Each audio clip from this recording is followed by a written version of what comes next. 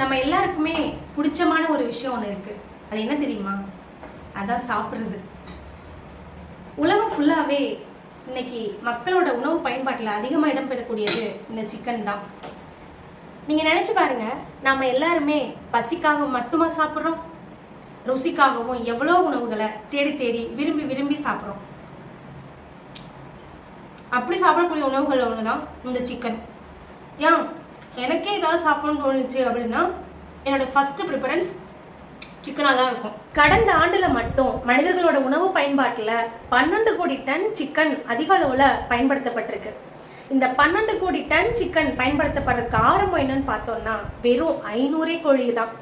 இந்த 500 கோழியை வச்சு எப்படி இவ்வளோ பெரிய உற்பத்தியை பெருக்க முடிஞ்சு அப்படின்னா, ஐக்கிய அமெரிக்க நாடுகளில், அதுலேயும் ஐக்கிய அமெரிக்க மாநிலங்களில் ஒன்றான டெலவேர் மாநிலத்தை சேர்ந்த செசிலி லாங்ஸ்டீல்ங்கிற அந்த பெண்மணியோட ஒரு விடாமுயற்சியும் ஒரு மிகுந்த ஆர்வம் தான் இவ்வளோ பெரிய வெற்றிக்கு காரணமாக இருந்திருக்கு.